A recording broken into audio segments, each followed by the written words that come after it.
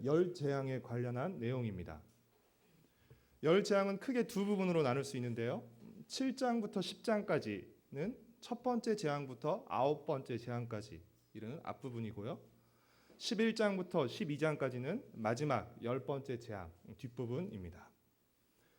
각각의 재앙을 일일이 따지기보다는 이 재앙 전체가 갖는 의미를 파악하는 것이 더 중요하다고 생각되어서 오늘은 이 열 재앙의 앞부분 7장부터 10장까지 이 앞부분을 한꺼번에 좀 다루려고 합니다. 마음 같아서는 10장까지 다 읽고 싶지만 그러면 여러분들의 마음이 너무 어려워지실 것 같아서 7장까지만 같이 읽었습니다.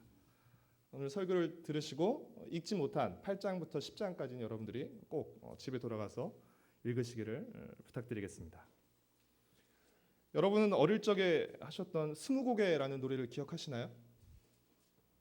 스무고개 놀이는 한 사람이 이렇게 대답을 마음속으로 생각하면 다른 사람이 질문을 해서 20번 내에 그 답을 맞히는 놀이입니다. 질문은 원칙적으로 예, 아니요로 대답해야 되는 할 수 있는 것이라 하고요. 보통 첫 번째 질문은 생물입니까? 뭐 이렇게 시작되죠. 그렇죠? 네, 뭐 생물입니다. 그러면 뭐 동물입니까? 뭐 식물입니까? 이런 식으로 이렇게 하나씩 맞춰가는 것이죠. 이 놀이는 우리나라에서 1950년대, 60년대 KBS 라디오의 그 오락 프로그램을 통해서 인기를 많이 얻었다고 합니다.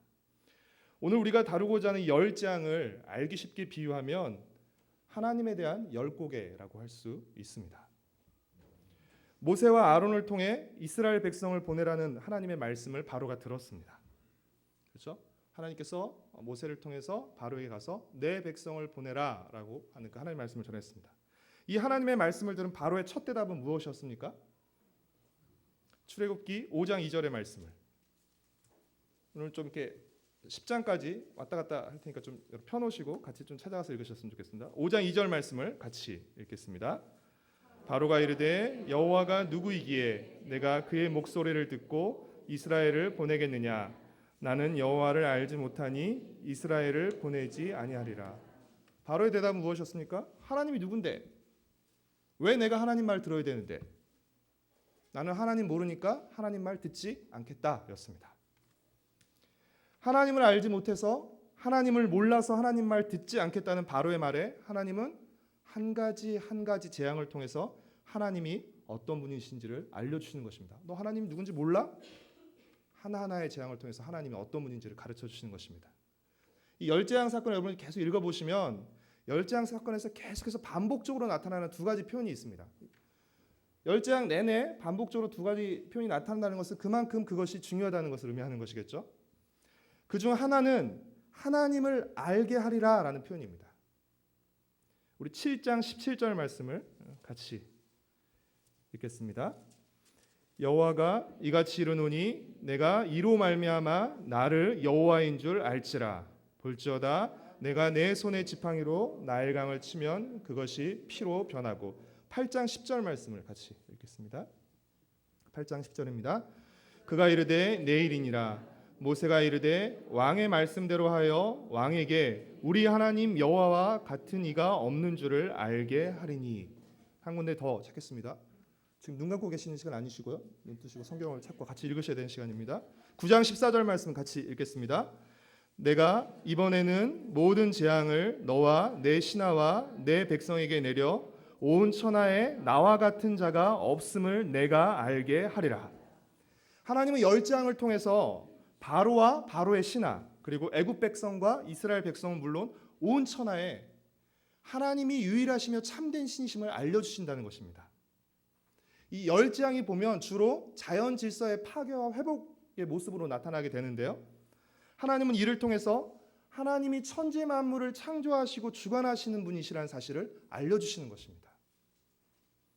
7장 1절부터 13절까지는 열재앙의 서론에 해당되면서 동시에 열재앙의 결과를 미리 보여주는 부분이라고 할 수 있습니다. 바로와 다시 만난 모세는 이전과 똑같이 이스라엘 백성을 보내라는 하나님의 말을 전했습니다. 그러자 그 말을 들은 바로는 모세에게 뭐라고 하냐면 똑같은 말 그만하고 이제 이적을 보이라는 것입니다. 그 얘기는 지난번에 들었으니까 됐고 이제 그러면 하나님의 말만 전하지 말고 하나님의 능력을 보여봐 라고 말하는 것이죠. 지금까지가 말싸움이었다면 이제부터는 힘싸움이 펼쳐질 것을 의미하는 것입니다. 그러자 모세와 아론은 어떤 이적을 보여주죠? 7장 10절 말씀을 같이 읽겠습니다. 모세와 아론이 바로에게 가서 여호와께서 명령하신 대로 행하여 아론이 바로와 그의 신하 앞에 지팡이를 던지니 뱀이 된지라. 하나님께서 명령하신 대로 지팡이가 뱀이 되는 이적을 보여줍니다. 이 이적은 출애굽기 3장에서 하나님께서 모세에게 보여주신 첫 번째 이적이기도 한 것이죠. 이 이적에 대한 바로의 반응은 무엇이었습니까? 11절 말씀을 같이 읽겠습니다. 바로도 현인들과 마술사들을 부르매 그 애굽 요술사들도 그들의 요술로 그와 같이 행하되, 요술사들을 불러서 지팡이를 뱀으로 만드는 마술을 부리게 합니다. 요술사들은 지팡이를 뱀으로 만드는 마술에 성공했습니다. 하지만 그들의 지팡이는 아론의 지팡이에 의해서 삼켜지게 됩니다. 12절 말씀, 7장 12절 말씀 같이 읽겠습니다. 각 사람이 지팡이를 던짐에 뱀이 되었으나 아론의 지팡이가 그들의 지팡이를 삼키니라. 그렇죠? 아론의 지팡이는 하나였고 요술사들의 지팡이는 많았죠. 하지만 아론의 지팡이가 요술사들의 지팡이를 다 삼킨 것입니다. 지팡이는 왕의 권위와 능력을 상징합니다. 따라서 아론의 지팡이가 바로의 술사들의 지팡이를 삼켰다는 것은 무엇을 의미하는 것일까요? 하나님의 권위와 능력에 의해서 바로의 권위와 능력이 무너질 것을 상징하는 것입니다. 앞으로의 재앙을 통해서 바로는 요술사들의 지팡이처럼 삼켜지게 될 것입니다. 이 삼키다에 해당하는 히브리어 단어는 발라라는 단어인데요. 이 발라는 삼켜버리다 뿐 아니라 파괴하다, 멸망하다, 혼돈 속에 빠지다라는 뜻을 같이 가지고 있습니다. 열재앙을 통해서 바로는 파괴당할 것이고 멸망당할 것이고 혼돈 속에 빠지게 될 것입니다. 이 발라, 삼키다에 해당하는 이 발라라는 단어는 출애굽기에서 한 군데 더 사용되고 있습니다. 출애굽기 15장 12절에서 한 번 더 사용되고 있는데요. 여기서는 홍해 바다 밑의 땅이 이스라엘 백성을 뒤쫓던 바로의 군사들을 삼켰다라고 했을 때 이 삼키다에 해당하는 단어가 바로 발라입니다. 요즘 젊은이들의 속어 중에 발라버려라는 그런 표현이 있습니다. 혹시 아시는 분 계신가요? 이는 상대를 완벽하게 제압한다는 뜻입니다. 밟아버려 이렇게 그런 의미도 있는 것 같아요. 아론의 지팡이가 애굽 요술사들의 지팡이를 삼킨 것, 히브리어로 발라 한 것은 앞으로 하나님께서 바로를 완벽히 발라버리실 것을. 너무 지나친, 너무 앞질러 갔나요? 발라버리실 것을, 완벽히 제압하실 것을 의미하는 것이라고 할 수 있습니다. 여러분은 열 재앙의 순서와 내용을 모두 기억하고 계십니까? 한 번 더 좀 보여주시겠어요? 여러분들이 열 재앙의 순서와 내용을 모두 기억하시면 좋겠지만 기억하지 못해도 크게 문제될 것은 없습니다. 다만 이 열 재앙과 관련해서 여러분이 크게 중요한 세 가지 포인트 정도를 여러분께 좀 말씀드리겠습니다. 첫 번째 포인트는 재앙이 거듭될수록 재앙의 수위가 점차 높아진다는 것입니다. 재앙은 전반적으로 물에서 땅으로 그리고 공중으로 옮겨가면서 파괴의 강도가 점점 세지고 있습니다. 왜 이 심판의 강도, 재앙의 강도가 점점 세지는 것일까요? 바로의 마음이 점점 더 완악해지기 때문입니다. 두 번째 포인트는 애굽 요술사들이 재앙을 따라하고 흉내냅니다. 그런데 그 흉내와 따라하는 데 한계가 있다는 것입니다. 애굽 요술사들은 첫 번째 피재앙과 두 번째 개구리 재앙까지는 흉내내지만 세 번째 이 재앙부터는 흉내내지 못합니다. 8장 18절 말씀을 같이 한번 읽어볼까요? 함께 읽겠습니다. 요술사들도 자기 요술로 그같이 행하여 이 일을 생기게 하려 하였으나 못하였고 이가 사람과 가축에게 생긴지라. 더 이상 따라할 수 없는 것이죠. 그러니까 사단도 비슷하게 흉내를 냅니다. 세상도 비슷하게 흉내를 내지만 한계가 있습니다. 그들의 흉내는 한계가 있는 것이죠. 세 번째 중요한 포인트는 하나님께서 이스라엘 백성을 구별하여 재앙을 내리신다는 것입니다. 네 번째 파리 재앙부터는 하나님께서 애굽 백성과 이스라엘 백성을 구별하여서 애굽 백성에게만 재앙을 내리십니다. 더 정확히 말하면 하나님의 말씀을 마음에 두지 않는 자에게만 재앙을 내리십니다. 8장 21절과 22절 말씀을 함께 읽겠습니다. 내가 만일 내 백성을 보내지 아니하면 내가 너와 내 신하와 내 백성과 내 집들의 파리떼를 보내리니 애굽 사람의 집집에 파리떼가 가득할 것이며 그들이 사는 땅에도 그러하리라.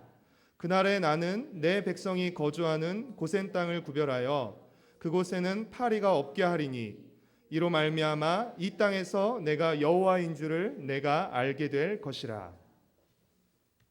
이스라엘 백성과 애굽 백성의 구별이 가장 가시적으로 선명하고 분명하게 드러나는 재앙은 어떤 재앙이죠? 네 번째 재앙부터 이제 구별이 나타나기 시작하는데요. 가장 극적으로, 가장 가시적으로 명확하게 드러나는 재앙은 어떤 재앙입니까? 9번째 흑암 재앙입니다. 10장 22절과 23절 말씀을 같이 읽겠습니다.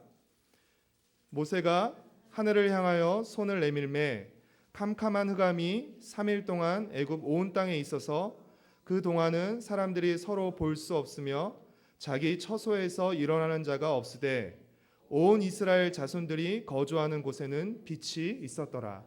애굽 사람들이 거주하는 곳은 3일 동안 칠흑 같은, 그렇죠?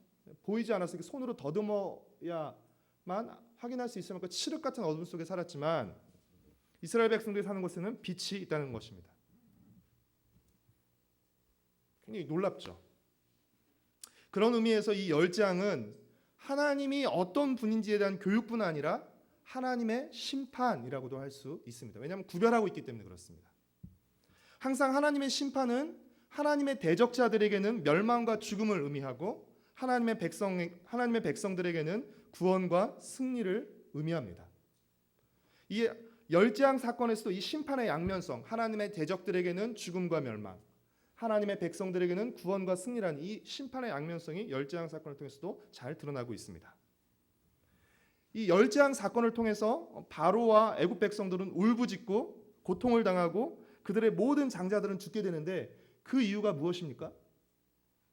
하나님께서 이스라엘 백성은 내 백성이고 애굽은 나쁜 백성이니까 너희만 죽어, 너희만 고통당해 이런 것일까요? 하나님은 왜 애굽 백성들에게만 고통을 주시고 죽음의 재앙까지 이르게 하시는 것입니까? 바로와 애굽 백성들이 오랜 시간 동안 이스라엘 백성들을 짐승처럼 학대하고 이스라엘 남자아이들을 나일강에 던져 죽임으로써 이스라엘 백성들을 울부짖게 만들었기 때문입니다. 우리가 1장과 2장에서 하나님께서 이스라엘 백성들의 그 고통스러운 울부짖음을 들으셨다라는 것들을 살펴보았죠. 지금 이 열재앙은 그 바로와 애굽의 죄에 대한 하나님의 심판이기도 한 것입니다. 첫 번째 재앙이 일어나는 장소가 어디죠? 바로 나일강인데요. 이 나일강은 바로가 이스라엘 백성의 사내 아이들을 던져서 죽이게 했던 바로 그곳이었습니다. 그러니까 결코 우연으로 보기에는 그렇죠? 그렇습니다. 그리고 애굽의 군대들이 죽는 곳이 어디였죠? 바로 물속에서 죽었죠. 열재앙은 바로와 애굽 백성의 죄에 대한 하나님의 심판이면서 동시에 애굽 백성들이 섬기는 우상들에 대한 심판이기도 합니다. 애굽은 많은 신을 섬기는 나라였습니다. 첫 번째 피재앙은 나일강을 수호하는 신인 하피와 아피스. 저도 책을 보면서 쓰면서도 이름이 굉장히 헷갈렸어요. 개구리 재앙은 다산의 여신인 헤케트. 세 번째 이재앙은 사막의 신인 셋. 파리 재앙은 파리로 대표되는 신인 우아티킷. 가축 돌림병은 여신 하토르. 악성 종기는 질병의 신 세크멘트와 치료의 신 이시스. 우박재앙은 하늘의 여신 누트. 메뚜기재앙은 곡물의 신 오시리스. 흑암재앙은 태양신 나. 장자의 죽음은 출산의 신 민과 파라오에 대한 공격과 심판을 의미하는 것입니다. 하나님은 각각의 재앙을 통해서 그곳을 다스리고 주관한다고 애굽 백성들이 믿었던 그 신들이 거짓 신임을, 무기력한 신임을 하나님께서 드러내신 것입니다. 그래서 그들을 공격하고 그들이 무기력하며 거짓된 신인 것을 드러내신 것입니다. 그래서 그들이 다스리고 주관한 것이 아니라 하나님이 이 모든 것을 주관하고 다스리는 분이시라는 것을 하나님께서 열재앙을 통해서 보여주신 것입니다. 하나님은 열재앙을 통해서 하나님이 참되고 유일한 신이심을, 모든 자연 만물의 창조자이시며 주관자이심을, 그리고 심판자와 구원자이심을 드러내신 것입니다. 그렇게 이 열재앙 사건에서 반복적으로 하나님을 알게 될 것이다 라는 표현이 계속해서 반복되어 나타나는 것입니다. 그렇다면 하나님을 알게 될 것이라는 표현과 더불어서 열재앙 사건에서 반복적으로 나오는 또 다른 표현은 무엇일까요? 제가 두 가지 표현이 반복되어 나타난다고 말씀드렸죠. 그럼 나머지 한 가지 다른 표현은 무엇일까요? 그것은 바로 바로의 마음이 완악하다는 표현입니다. 여러분들 성경을 읽으시다가 뭐가 계속 이렇게 반복돼서 나온다는 것은 쓰기 싫어서 이렇게 컨트롤 C, 컨트롤 V 붙인 게 아니라 뭔가를 좀 강조하고 싶은 것이에요. 뭐가 계속해서 반복되어 나타나는 것은 뭘 계속 요 반복되어 나타나는 사실에 주목하라는 의미죠. 7장 13절 말씀을 같이 읽겠습니다. 그러나 바로의 마음이 완악하여 그들의 말을 듣지 아니하니 여호와의 말씀과 같더라. 7장 22절 말씀을 같이 읽겠습니다. 애굽 요술사들도 자기들의 요술로 그와 같이 행함으로 바로의 마음이 완악하여 그들의 말을 듣지 아니하니 여호와의 말씀과 같더라. 우리가 예전에 사용하던 개역 한글 성경은 이 완악하다를 어떤 단어로 표현했죠? 발음하기도 어려운 강팍하다 그렇죠. 네. 강팍하다. 느낌은 그게 더 오는 것 같아요. 강팍해요. 그렇죠? 새 번역은 개역 개정은 완악하다라고 표현하고 있고 새 번역은 고집부리다라고 표현하고 있습니다. 완악하다는 것은 말뜻 그대로 억세게 고집스럽고 모질다하는 것을 의미하는 것입니다. 하나님이 한 번의 재앙으로 끝내지 않으시고 10번의 재앙까지 내리신 이유가 무엇입니까? 하나님의 하나님 되심을 애굽과 온 천하에 확실히 드러내시기 위해서이기도 했지만 또 하나의 이유는 바로가 완악했기 때문입니다. 바로가 억세게 고집스럽고 모질게 굴었기에 끝까지 버티다 10번째 재앙까지 가게 된 것입니다. 바로는 완악함의 결정체이며 대명사라고 할 수 있습니다. 완악함 덩어리라고 할 수 있겠죠. 그런데 출애굽기에 보면 이 바로의 완악함이 언급되면서 동시에 하나님께서 바로의 마음을 완악하게 하셨다는 표현이 종종 등장합니다. 성경이 바로의 마음이 바로는 원체 완악한 사람이어서 그랬다 그러면 넘어가는데 또 어떤 구절에서는 하나님께서 바로의 마음을 완악하게 하셔서라는 표현이 나옵니다.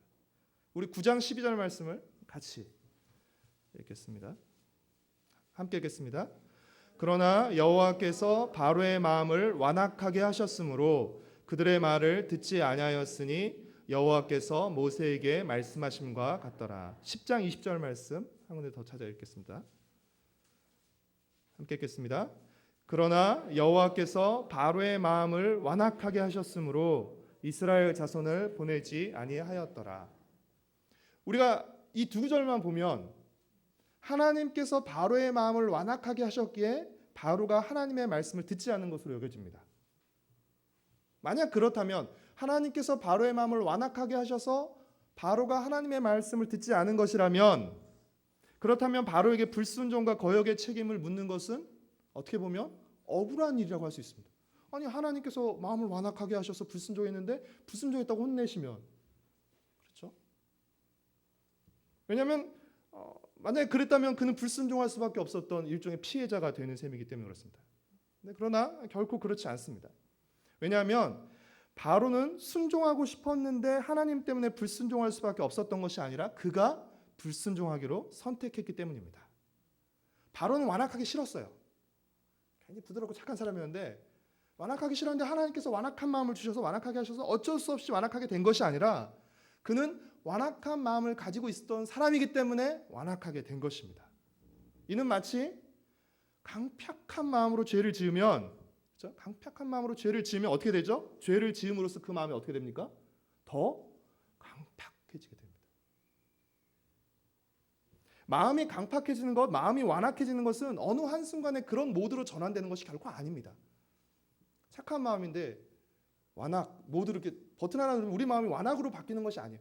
마음이 완악해지는 건 뭘 말하는 것이에요? 마음이 점차 서서히 완악해지는 것을 의미하는 것입니다. 이게 한순간에 뒤바뀌는 것이 아니라 그 마음이 계속 지속적으로 악을 택하면서 완악해지는 것을 의미하는 것이죠. 저는 하나님께서 바로의 마음을 완악하게 하셨다는 표현을 하나님의 내버려 두음이라고 생각합니다. 하나님께서 바로를 완악하게 하시기 위해서 뭘 특별히 바로에게 악한 마음을 더 불어넣어 주신 것이 아니라 그냥 바로를 내버려 두신 것입니다.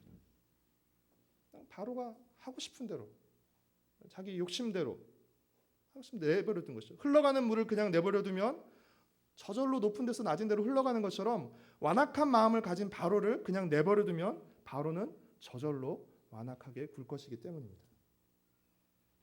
사랑하는 성도 여러분, 그렇기에 하나님께서 우리를 가만히 내버려 두지 않으시는 것이 은혜입니다. 우리가 로마서를 볼 때도 했지만 하나님의 내버려 둠은 가장 큰 벌 중에 하나입니다.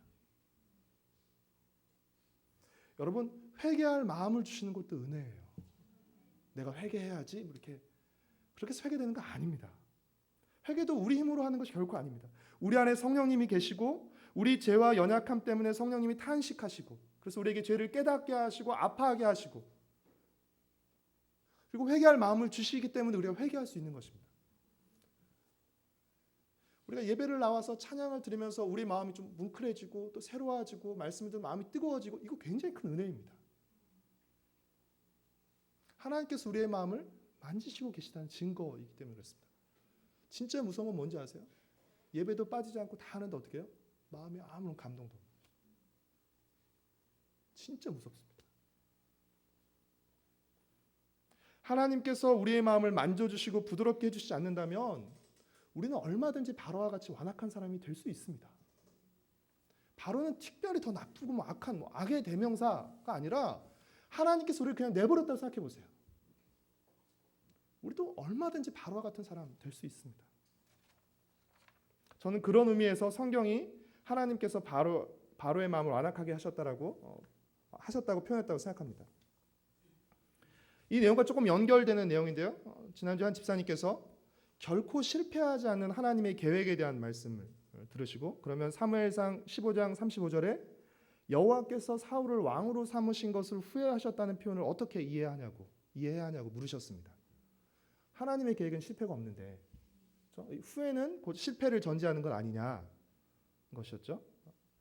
결론부터 말씀드리면 이 후회하셨다는 표현은 잘못된 길로 나아가는 사울에 대한 하나님의 안타까움을 표현하는 것이지 하나님이 내가 사울을 왕으로 선택하지 말았어야 했는데 그 선택을 실패했다라는 선택의 실패, 계획의 실패를 의미하는 것은 아닙니다. 이 후회하다에 해당하는 히브리어 단어는 나함이라는 단어인데요. 이 나함은 뉘우치다, 후회하다라는 뜻도 있지만 더불어서 슬퍼하다, 애도하다, 불쌍히 여기다라는 뜻도 같이 가지고 있습니다. 그러니까 하나님께서 사울에 대해서 불쌍히 여기시는 것이죠. 우리가 지금 출애굽기에서 살펴본 바로의 문제, 그다음에 사무엘상 15장의 사울의 문제를 조금 더 확장시키면 하나님의 절대 주권과 인간의 자유의지의 문제를 만나게 됩니다. 근데 이 문제는 굉장히 어려운 문제입니다. 왜냐하면 하나님의 절대 주권을 강조하면 인간의 자유의지가 약해지고 반대로 인간의 자유의지를 강조하면 하나님의 절대 주권이 약해지기 때문에 그렇습니다. 굉장히 많은 설명과 것도 필요한데 분명한 것은 하나님의 절대 주권, 다르게 표현해서 하나님의 계획은 우리의 자유의지가 삭제되거나 제한된 상태가 아니라 우리의 자유의지가 인정되고 작동되는 상태에서 이루어진다는 것입니다. 이걸 어떻게 잘 설명할지는 계속 큰 숙제고요. 근데 분명한 것은 이 하나님의 절대 주권, 그러니까 하나님의 계획이 어떻게 이루어져요? 우리의 자유의지를 제한하고 삭제한 상태에서 이루어지는 것이 아니라 그것이 인정되고 작동되는 상태에서 이루어진다는 것입니다. 그래서 하나님이 더 크신 분이라는 것입니다. 하나님이 이렇게 레일을 깔아놓고 철로를 깔아놓고 요 위만 달려가야 돼가 아니라 하나님께서 우리에게 가시는 모든 길들을 열어주시죠. 그렇죠? 그리고 우리 각자가 결정하고 선택하며 나갑니다. 근데 하나님께서 그것까지 사용하셔서 하나님의 원래의 계획을 이루어가시는 것입니다. 근데 우리에게는 죄의 본성이 있습니다. 하나님을 삭제하고 우리 스스로 하나님이 되려는 자기 중심성이 있고 그 자기 중심성에 의해서 우리 자유의지가 발휘되기 때문에 하나님의 계획은 인간의 자유의지에서 번번이 위협을 당하기 마련입니다. 그렇죠? 선악과부터 시작해서. 그러나 크고 놀라우신 하나님은 인간들의 욕망과 자유의지가 요동치는 난장판 같은 속에서도 조용히 그리고 흔들림 없이 하나님의 계획을 이루어 가십니다. 요즘 창세기를 우리가 묵상하고 있는데 만약 이 언약을 인간 편에만 맡겨두었다면, 언약의 성실을 인간 편에만 맡겨두었다면 이 언약은 진즉 깨지고 말았습니다. 한 100번 이상 깨지고 말았습니다. 언약이 깨질 위기마다 하나님께서 개입하시고 도우셨기에 언약이 깨지지 않고 아브라함에게서 이삭으로, 이삭에게서 야곱으로 언약이 계속해서 이어지는 것을 우리가 창세기 묵상을 통해서 발견할 수 있습니다. 저는 성경을 읽고 묵상할수록 하나님이 참 크고 위대하신 분이라는 사실을 어떤 장면에서 발견하냐면 노아 홍수나 무슨 홍해를 가르는 그런 놀라운 기적적인 사건보다 그 인간의 연약함과 탐욕이 그 탐욕의 틈바구니 속에서 하나님이 변함없이 자신의 뜻을 이루어 가시는 그 장면을 볼 때마다 하나님이 참 크고 위대하신 분이시다. 하나님이 참 능하고 멋지신 분이다. 넓으신 분이라는 사실을 깨닫게 됩니다. 사랑하는 성도 여러분, 이 열재앙 사건은 크게 모세의 순종과 바로의 불순종을 통해서 펼쳐지고 있습니다. 크게 두 축을 보면, 그런데 모세와 바로 모두 순종하기 싫은데 억지로 순종하고 순종하고 싶은데 어쩔 수 없이 불순종하는 것이 결코 아닙니다. 100%는 아니라 할지라도 모세의 마음은 순종하려는 마음이 더 많았기에 순종하고 있는 것이고 바로에게는 불순종하려는 마음이 더 많았기에 불순종하는 것입니다. 모세와 바로 우리가 똑같은 사람입니다. 모세니까 모세에게는 순종 100%의 마음이 있었을 것이고 바로는 원치 나쁜 사람이니까 불순종 100%의 마음이 있었을 것이라고 여러분 생각하지 마십시오. 우리가 똑같은 사람입니다. 모세에게는 순종과 불순종의 마음이 있었지만 어떤 마음이 더 많았던 것이에요? 순종하려는 마음이 조금 더 많았던 것입니다. 바로에게도 순종하려는 마음과 불순종하려는 마음이 있었는데 그렇죠? 어떤 마음이 더 많았던 것이에요? 불순종하려는 마음이 더 많았던 것입니다. 똑같이 재앙을 통해 하나님의 능력을 경험하고 하나님이 어떤 분이신지 알았음에도 불구하고 바로도 불순종을 통해서 계속 하나님이 어떤 분인지를 배워가는 것이잖아요. 그렇죠? 그럼에도 불구하고 바로는 마음이 완악했기에 바로의 마음은 하나님을 향하지 않고 하나님을 등졌기에 계속해서 하나님의 말씀에 순종하지 못하는 것입니다. 사랑하는 성도 여러분, 오늘 여러분의 마음 안에는 어떤 마음이 더 많습니까? 순종하려는 마음이 더 많습니까? 불순종하려는 마음이 더 많습니까? 하나님을 사랑하는 마음이 더 많습니까? 나와 세상을 사랑하는 마음이 더 많습니까? 하나님을 신뢰하는 마음이 더 많습니까?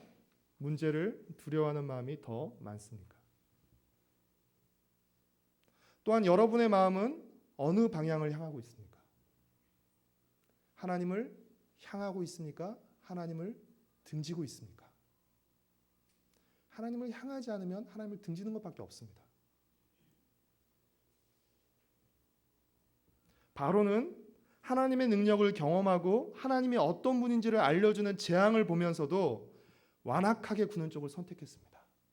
자신의 마음을 완악하게 굳히면서 하나님의 말씀에 불순종하는 쪽을 선택했습니다. 그리고 그는 하나님을 등지며 더욱 하나님께 멀리 나갔습니다. 여러분, 바로는 악한 사람이어서 그랬다고 생각하지 마십시오. 우리도 얼마든지 그럴 수 있는 사람들입니다. 하나님의 은혜가 없다면, 그렇죠? 공동체의 권면과 충고가 없다면 우리 얼마든지 그럴 수 있는 사람들입니다. 교회 안에 있는 것은 큰 은혜이지만 우리가 교회 안에 있는 것으로 안심해서는 안 됩니다. 우리는 무엇을 점검해야 돼요? 정직하게 내가 교회를 얼마나 오랫동안 다녔고 내가 교회에서 얼마나 많이 봉사하냐가 아니라 정말 우리가 정직하게 우리 자신에게 던져야 될 질문은 무엇입니까? 나는 점점 더 하나님을 알아가고 있느냐 하는 것입니다. 나의 신앙생활의 횟수는 더 늘어나고 있고 성경을 읽은 횟수는 점점 더 늘어나고 있습니다. 봉사도 더 많이 하고 있습니다.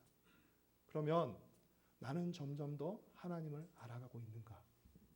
우리 자신에게 물어야 될 질문입니다. 나는 점점 더 하나님을 깊이 알아가고 있는가? 예전에는 어렴풋이 알았다면, 막연하게 알았다면 그 하나님을 점점 더 진하게, 확실하게 알아가고 있는가 하는 질문 우리 자신에게 던져야 됩니다. 우리는 하나님을 더 바르게, 더 깊이 알아가고 있는지를 점검해야 됩니다. 자신이 정직하게 묻고 점검하셔야 돼요. 우리가 굉장히 대단한 사람들인 거 아시죠? 우리는 얼마든지 자신을 잘 합리화할 수 있습니다. 남들을 속이는데 자기까지는 못 속이겠어요? 얼마든지 내가 잘하고 있는 것처럼 이렇게 만들 수 있는데 우리가 정직하게 하나님 앞에서 우리를 돌아봐야 됩니다. 우리가 점점 더 하나님을 바르고 깊이 있게 알아가는지 어떻게 점검하고 확인할 수 있습니까? 하나님을 향한 순종과 경배가 더 늘어나고 있는지 확인해 보면 알 수 있습니다. 하나님을 알아가면 알아갈수록 그 하나님의 말씀에 대해서 점점 더 순종하게 됩니다. 하나님이 어떤 분인지 알면 알아갈수록 우리는 그 하나님을 경배할 수밖에 없어지게 됩니다. 하나님에 대한 진정한 알은 반드시 하나님을 향한 순종과 경배로 나타나게 되어 있습니다. 바로는 10번의 재앙을 통해서 하나님이 얼마나 능력이 많은 분인지, 하나님이 얼마나 강한 분인지 알게 되었을 것입니다.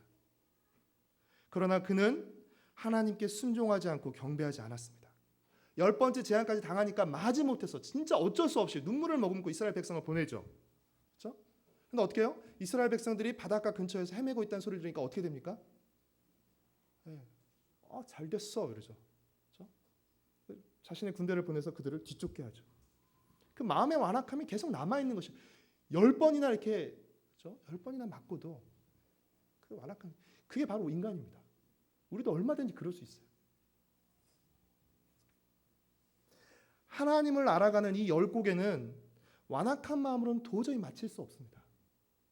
하나님이 어떤 분인지를 알아가는 이 10곡에, 우리 앞에 주어진 이 10곡에가 될 수 있고 20곡이 될 수 있는데, 하나님을 알아가는 이 20곡에는 완악한 마음으로는 도저히 마칠 수 없습니다.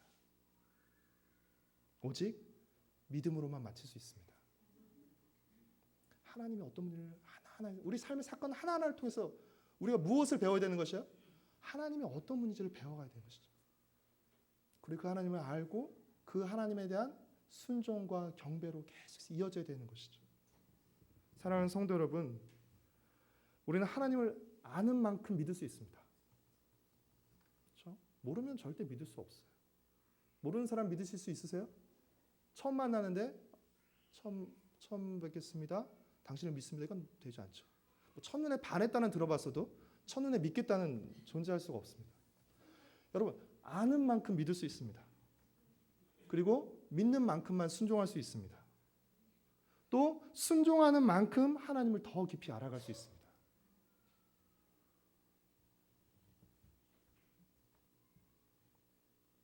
우리의 마음이 하나님으로 충만하고 부드럽고 뜨겁기를 위해서 기도해야 할 것입니다. 마음을 잘 살피셔야 돼요, 여러분. 정신줄 바짝 차리시고 우리의 마음을 잘 살펴야 돼요. 그래서 우리의 마음이 어디로 향하고 있는지, 내 마음이 무엇으로 가득하고 있는지, 내 마음이 하나님 앞에서 어떻게 반응하고 있는지 여러분 잘 살피셔야 됩니다. 또 힘써 하나님을 깊이 알아갈 수 있기를 여러분 더 힘쓰시고 갈망하셔야 됩니다. 그렇죠? 우리에게 이득이 되는 정보들은 우리가 알기 위해서 막 애쓰잖아요. 그렇죠? 근데 정말 우리가 알아야 할 하나님을 알기 위해서 얼마나 힘쓰고 있는지, 얼마나 그것을 갈망하고 있는지, 사모하고 있는지.